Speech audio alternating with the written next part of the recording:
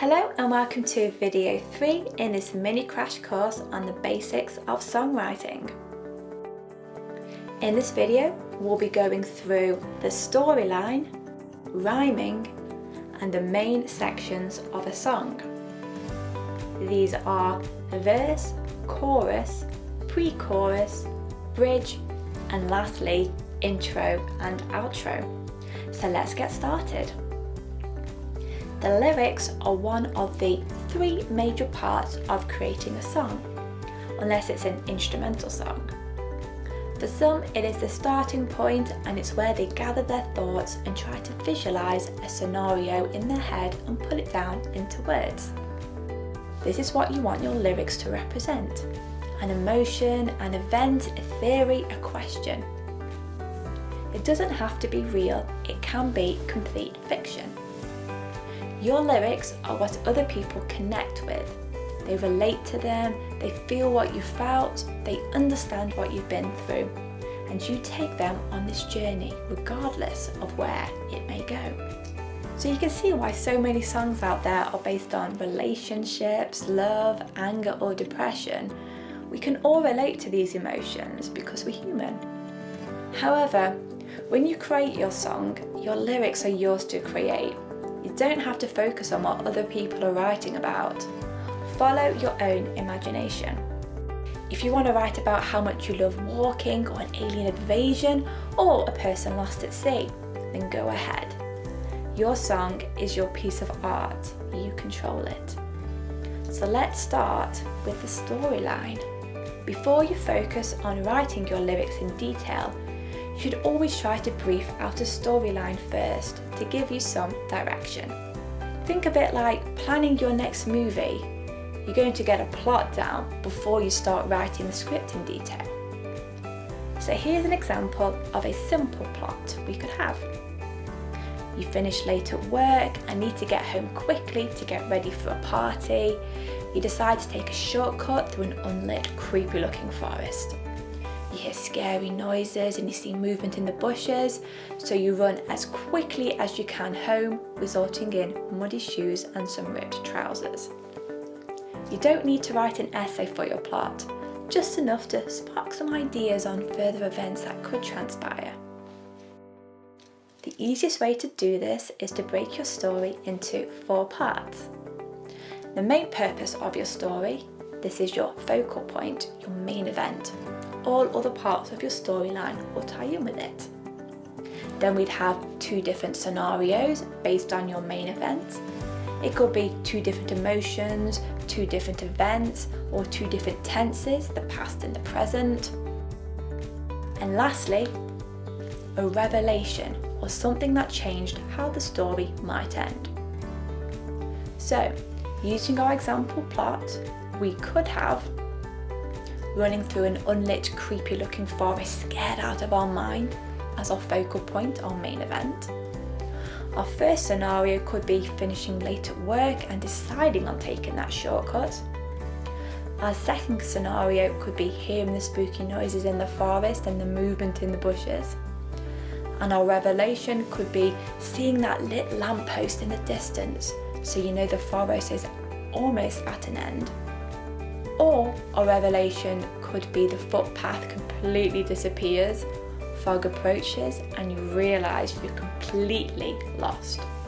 Later in this video, we'll go through an example of how each of these parts tie in with a section of a song, some which you may already be familiar with, such as a verse and a chorus, plus a few extra parts. But let's quickly turn to rhyming before that.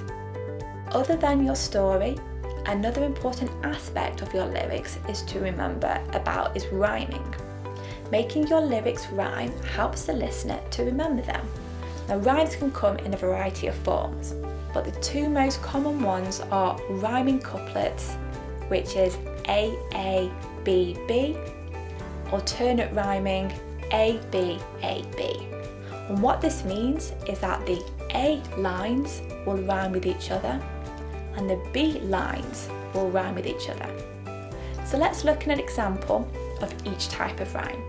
So firstly, let's have rhyming couplets, A, A, B, B. I love you, you love me too. I'll be with you forever, let's reach the stars together. The first two lines rhyme with each other, you and to. These are our A rhymes.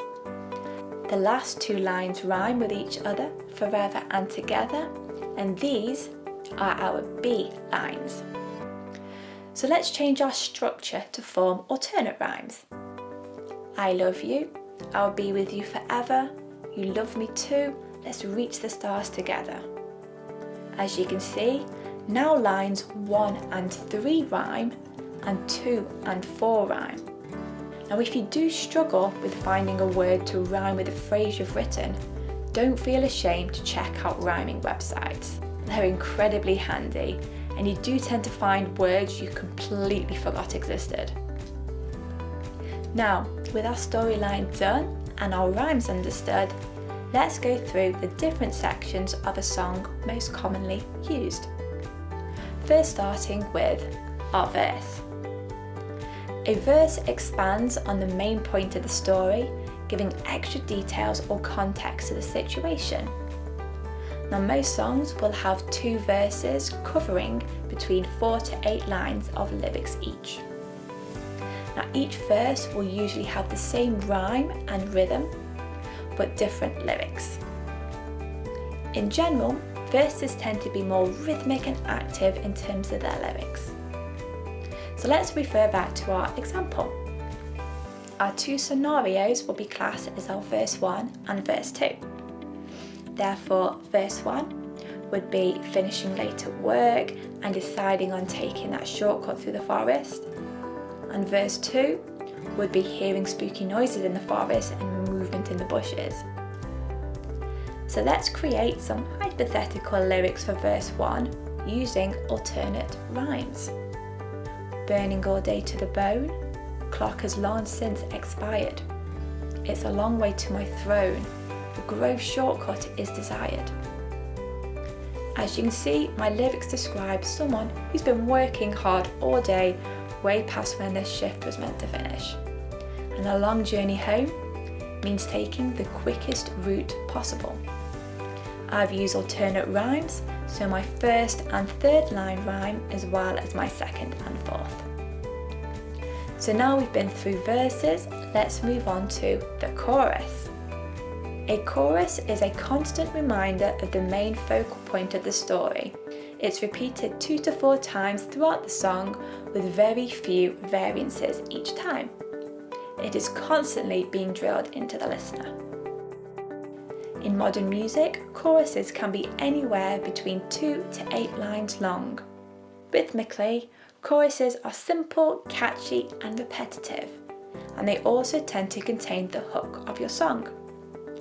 The hook is a catchy, memorable phrase that needs little to no expansion on. If we refer back to our example, our main event would be classed as our chorus.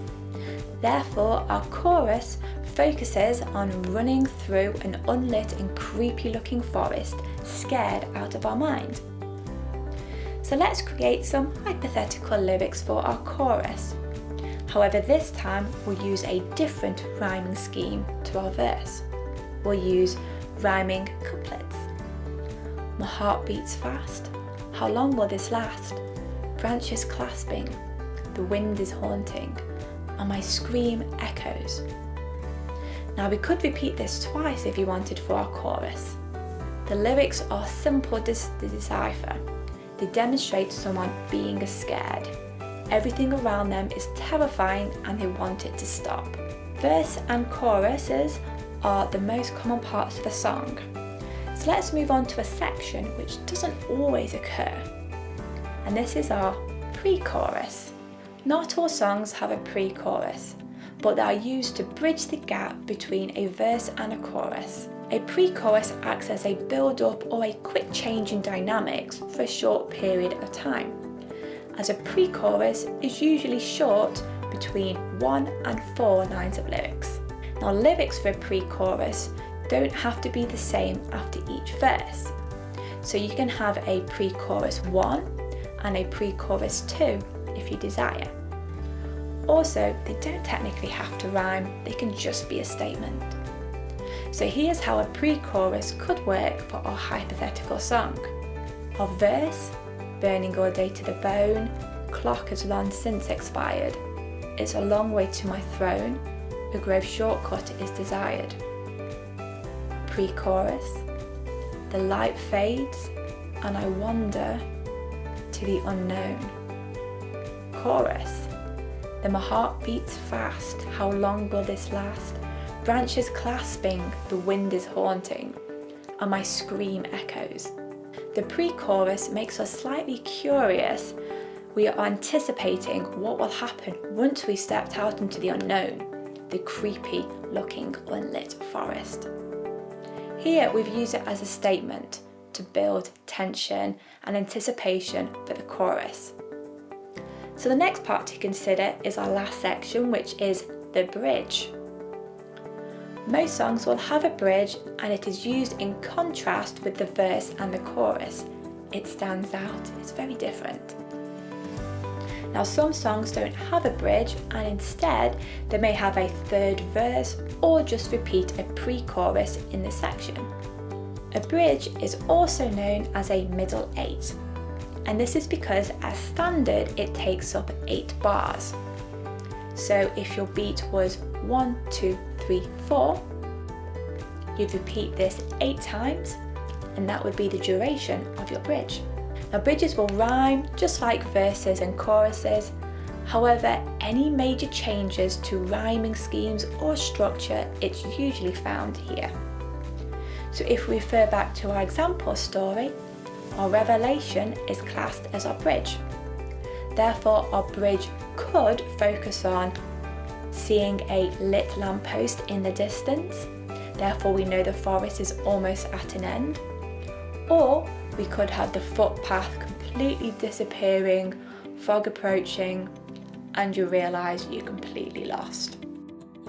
Your revelation can be positive or it can be negative. You decide.